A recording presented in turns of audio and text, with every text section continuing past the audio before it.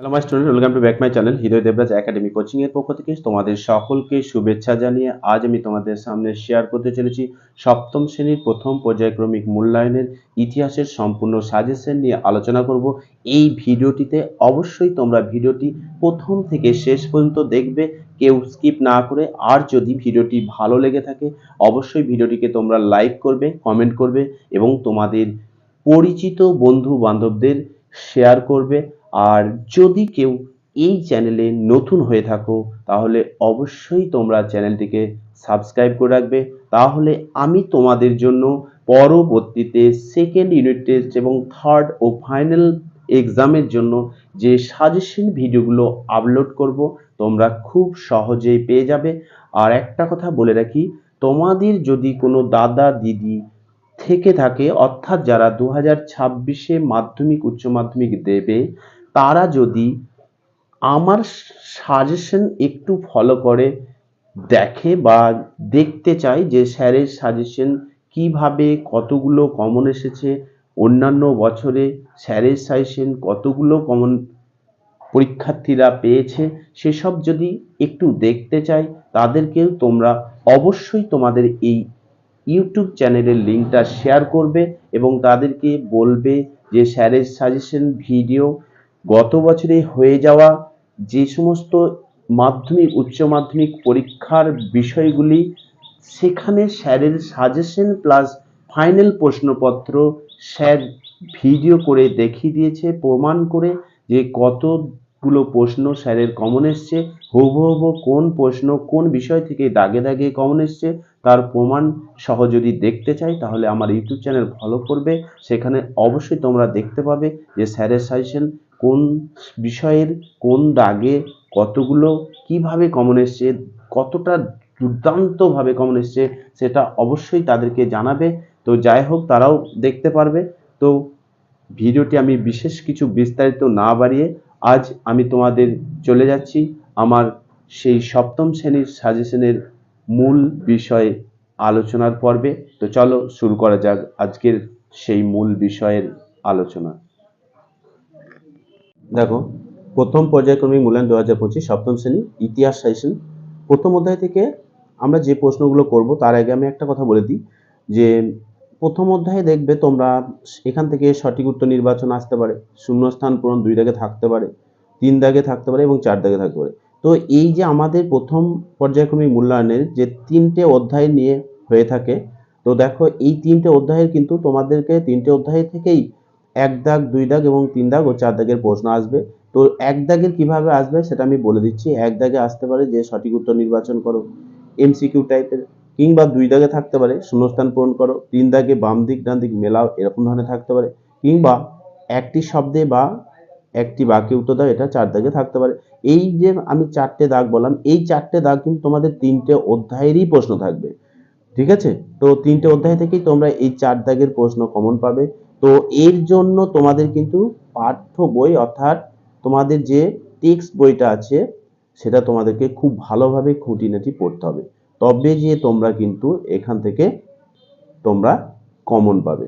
ওকে, তো আমরা এই অধ্যায় থেকে অর্থাৎ যে 1 মার্কের এবং 2 মার্কের ও 3 অথবা 2 মার্কের যে সমস্ত প্রশ্নগুলো এসে থাকে সেগুলো নিয়ে একটু আলোচনা করব।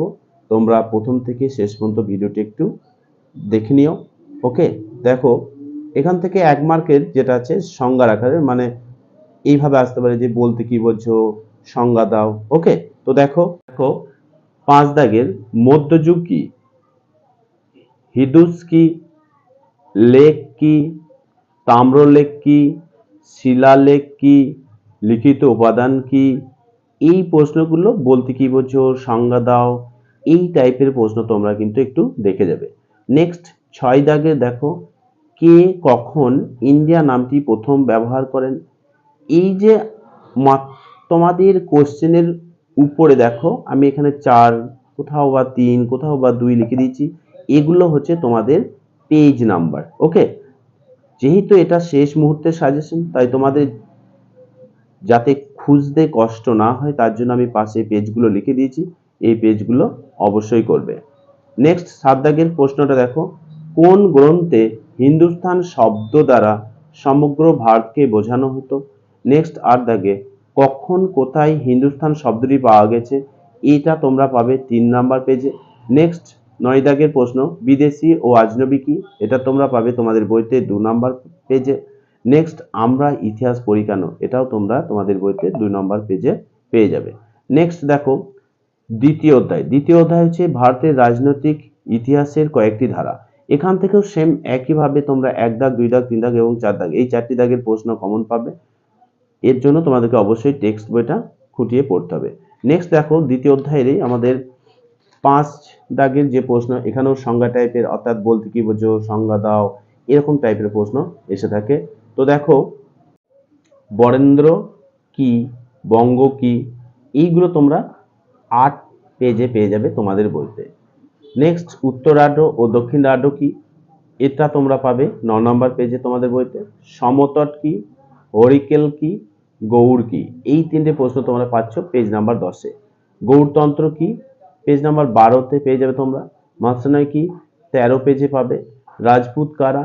17 নম্বর পেজে পাবে। ত্রিশক্তির সংগ্রাম কি? 17 নম্বর পেজে পাচ্ছ। বেদুইন কাদের বলা হয়? 19 নম্বর পেজে পাচ্ছ। খলিফা কি, খিলাফত কি? এই দুটি প্রশ্নের উত্তর তোমরা 20 পাতায় তোমাদের বইতে পেয়ে যাচ্ছ। ওকে, নেক্সট 6 দাগে দেখো, যেটা টিকার আকারে প্রশ্নগুলো থাকতে পারে কিংবা সংজ্ঞামূলকও থাকতে পারে, দেখো কিংবা 2 মার্কের দিয়ে দিতে পারে। তো দেখো শশাঙ্ক, পণ্ড্রবর্ধন, গৌরবহ, কৈবর্ত বিদ্রোহ, এইগুলো দেখো পেজ নাম্বার সব উপরে তোমাদের লেখা আছে, আমি বারবার বলছি না, এগুলো একটু দেখে নেবে পেজ নাম্বার। নেক্সট 7 দাগে বঙ্গ নামটি প্রথম কোথায় উল্লেখ পাওয়া যায়? নেক্সট 8 দাগে দেখো অর্থশাস্ত্র কার রচনা? পেজ সব লিখে দিয়েছি, তোমরা একটু দেখে নিও। নেক্সট রঘুবংশম কার লেখা? 10 দাগে প্রশ্ন, আইনে আকবরী কার রচনা? সুবা কথার অর্থ কি? নেক্সট 12 দাগে প্রশ্ন দেখো, বাংলাদেশ কবে স্বাধীনতা লাভ করে? নেক্সট 13 দাগে প্রাচীন বাংলার সীমানা কোন 3টি নদী দিয়ে তৈরি? নেক্সট 14 দাগে শশাঙ্কের রাজধানীর নাম কি? নেক্সট 15 দাগ দেখো, কোথায় বৌদ্ধবিহারের ধ্বংসাবশেষ পাওয়া গেছে?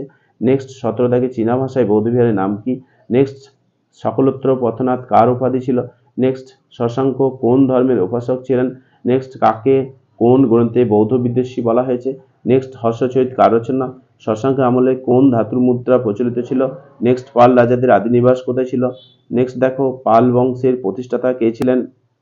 নেক্সট সেন রাজাদের আদি নিবাস কোথায় ছিল? নেক্সট বিজয় সেন কে ছিলেন? নেক্সট রামচরিত কার রচনা? নেক্সট কৈবর্ত বিদ্রোহের 3জন নেতার নাম লেখো। নেক্সট লক্ষণ সেনের রাজধানী কোথায় ছিল? সব পেজ নাম্বার দেখো তোমাদের আমি প্রশ্নের পাশাপাশি লিখে দিয়েছি, এগুলো দেখে নেবে তোমাদের সুবিধার্থে। তো দেখো পরের প্রশ্ন, নেক্সট কিভাবে বাংলায় সেন শাসনের অবসান ঘটেছিল? নেক্সট পাল বংশের সময়কাল লেখো। নেক্সট কে কত খ্রিস্টাব্দে চোল রাজ্য প্রতিষ্ঠা করেন? নেক্সট কে গঙ্গৈকণ্ড চোল উপাধি পান? নেক্সট কত খ্রিস্টাব্দে হযরত মুহাম্মদ জন্মগ্রহণ করেন? নেক্সট কে নিজেকে ঈশ্বরের দূত বলে মনে করতেন? নেক্সট কাকে কেন ঈশ্বর বা আল্লাহর বার্তাবাহক বলা হতো? নেক্সট ইসলাম ধর্মের অনুগামীরা কি নামে পরিচিত? নেক্সট কত খ্রিস্টাব্দে হযরত মুহাম্মদ মদিনায় আসেন? নেক্সট হিজরত কি? নেক্সট কত খ্রিস্টাব্দে হযরত মুহাম্মদ মারা যান? নেক্সট ইসলামের পবিত্র ধর্মগ্রন্থের নাম কি? নেক্সট প্রথম খলিফা কে ছিলেন? খলিফা কথার অর্থ কি? কে কত খ্রিস্টাব্দে সিন্ধু প্রদেশ অভিযান করেন? নেক্সট কতবার মামুদ ভারত আক্রমণ করেন? নেক্সট দেখো কত খ্রিস্টাব্দে তরাইনের দ্বিতীয় যুদ্ধ হয়েছিল? নেক্সট কত খ্রিস্টাব্দে মোহাম্মদ ঘুরি মারা যান? নেক্সট দিল্লিতে সুলতানি শাসনকে প্রতিষ্ঠা করেন? নেক্সট প্রথম 4জন খলিফার নাম লেখো। নেক্সট কত খ্রিস্টাব্দে বখতিয়ার খলজি মারা যান? তো পেজ নাম্বার পাশাপাশি লিখে দিয়েছি, তোমরা খুব ভালোভাবে দেখে নিও, বইতে পেয়ে যাবে। নেক্সট 5 মার্কের দেখো, এখান থেকে দ্বিতীয় অধ্যায় থেকে শশাঙ্ক আমলে বাংলার আর্থিক অবস্থার পরিচয় দাও, এটা 3 মার্ক অথবা 5 মার্কেরও আসতে পারে। নেক্সট 2 দাগে খ্রিস্টীয় 7ম ও 8ম শতকের আঞ্চলিক রাজ্যগুলি কিভাবে গড়ে উঠেছিল? নেক্সট 3 দাগে ত্রিশক্তির সংগ্রামের কারণ ও ফলাফল লেখো। এই গেল তোমাদের দ্বিতীয় অধ্যায়ের সম্পূর্ণ সেশন। এবার আমরা দেখব তৃতীয় অধ্যায়। তৃতীয় অধ্যায় হচ্ছে ভারতের সমাজ, অর্থনীতি ও সংস্কৃতির কয়েকটি ধারা, খ্রিস্টীয় 7ম থেকে দ্বাদশ শতক। তো এই তৃতীয় অধ্যায় থেকে একইভাবে তোমরা 1, 2, 3, 4 যে শর্ট প্রশ্নগুলো এসে থাকে, এখান থেকে তোমরা পাঠ্য বইটা ভালোভাবে পড়বে। নেক্সট 1 মার্কের দেখো, এখান থেকে সংজ্ঞা টাইপের, বলতে কি বোঝো বা সামন্ততন্ত্র কি, এই টাইপের যে প্রশ্নগুলো আসে সেগুলো তোমাদের সামনে একটু আমি বলছি, তোমরা অবশ্যই ভিডিওটি স্টপ করে লিখে নেবে। তো দেখো সামন্ততন্ত্র কি, নাইট কারা, পেজ নাম্বার সব আমি লিখে দিয়েছি কোশ্চেনের উপরে তোমরা দেখতে পাচ্ছ উর ও নাড়ু কি, নগরম কি, ব্রহ্মদেয় ব্যবস্থা কি, প্রাচ্য শিল্পরীতি কি, সাহিত্য সমাজ কি, সুলতান ও সুলতানাত কি। এই প্রশ্নগুলো তোমরা এখান থেকে দেখে যাবে।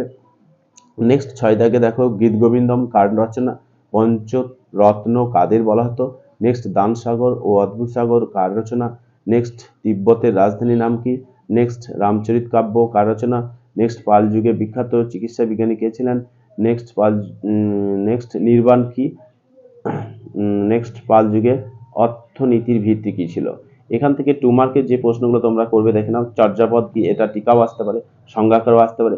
চর্যাপদ কি, নালন্দা কি, বিক্রমশীল মহাবিহার, দীপঙ্কর শ্রীগার, এইগুলো টিকার আকারে তোমরা ভালো করে দেখে যাবে। নেক্সট এখান থেকে 3 অথবা 5 মার্কের যেটা প্রশ্ন আমি সিলেক্ট করেছি তোমাদের জন্য, দেখে নাও। নালন্দা বিশ্ববিদ্যালয় সম্পর্কে যার জন্য লেখো। রাজা লক্ষণ সেনের রাজসভার সাহিত্য চর্চার পরিচয় দাও। নেক্সট পাল আমলের শিল্প ও স্থাপত্যের পরিচয় দাও। এই কোশ্চেনটা তোমরা ভালোভাবে দেখে যাবে, এটা খুব ইম্পর্টেন্ট কোশ্চেন।